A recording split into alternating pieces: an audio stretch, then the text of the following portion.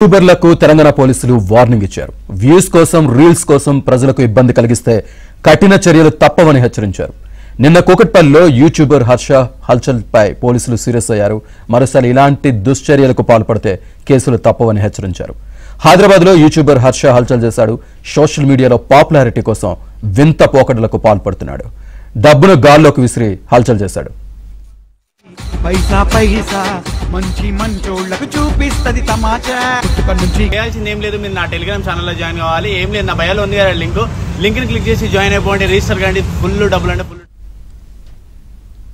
YouTuber హర్షపై పోలీసుల warning సంబంధించి పూర్తి సమాచారాన్ని మా కరెస్పాండెంట్ ప్రవీణ్ అందిస్తారు. ప్రవీణ్,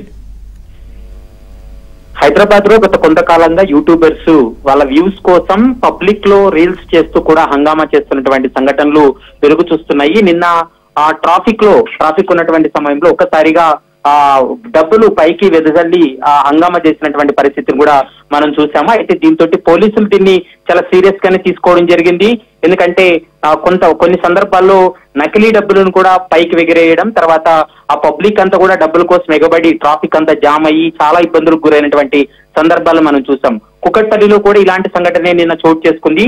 యూట్యూబర్ మహదేవ్ అలియాస్ హర్ష, ఇతను గత కొంతకాలంగా ఈ పబ్లిక్ డొమైన్ లో ఎక్కువగా ఈ డబ్బులు ఎగరవేయడం, తర్వాత అక్కడ ట్రాఫిక్ ఇబ్బందికరంగా మారడం, మరోవైపు ప్రజలు ఎక్కువ గుమిగూడినటువంటి సమయంలోనే అక్కడికి వెళ్లి డబ్బులు పైకి ఎగిరేసిన తర్వాత వాటిని వీడియోలతో చిత్రీకరించి సోషల్ మీడియాలో దాన్ని పెట్టడం, వ్యూస్ పెంచుకోవడం, ఈ విధంగా గత కొంతకాలంగా నడుస్తూ ఉంది. దీనిపైన నిన్న ఏబిఎన్ ఆంధ్రజ్యోతి వారి వీడియోలన్నింటినీ కూడా ప్లే చేయడం జరిగింది.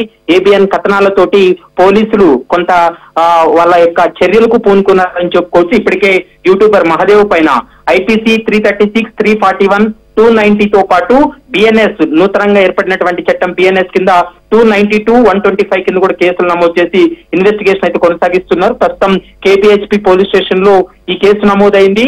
ఇక నుంచి ఎవరైనా కూడా ఈ సమాజానికి ఇబ్బంది కలిగేలా ఇలాంటి దుశ్చర్యలు, పిచ్చి చేష్టలు చేస్తే ఖచ్చితంగా చర్యలు తప్పు అంటూ కూడా సోషల్ మీడియా వేదికగా పోలీసులు కూడా హెచ్చరిస్తున్నటువంటి పరిస్థితి కనపడుతుంది. ఒకవేళ ఇదే విధంగా వీళ్ళు రోడ్లపై ఇట్లా హంగామా చేయడం, తర్వాత పిచ్చి చేష్టలు చేసినట్లయితే చట్టాలు స్వాగతం పలుకుతాయంటూ కూడా యూట్యూబర్ ను ఉద్దేశించి తెలంగాణ పోలీసులు కూడా వార్నింగ్ ఇచ్చినటువంటి పరిస్థితి కూడా కనపడుతుంది. గతంలో కూడా ఖైరతాబాద్ లో జరిగినటువంటి సంఘటన కావచ్చు, కూకట్పల్లిలో సంఘటన కావచ్చు, మరోవైపు బంజారాహిల్స్ లో ఈ 3 ప్రాంతాలకు సంబంధించినటువంటి ఘటనలు కూడా ప్రస్తుతం సోషల్ మీడియాలో వైరల్ గా మారాయి. కాబట్టి వాటిని ఆధారంగా చేసుకొని ఈ యూట్యూబర్స్ పైన కేసులు నమోదు చేస్తున్నటువంటి పరిస్థితి అయితే కనపడుతుంది.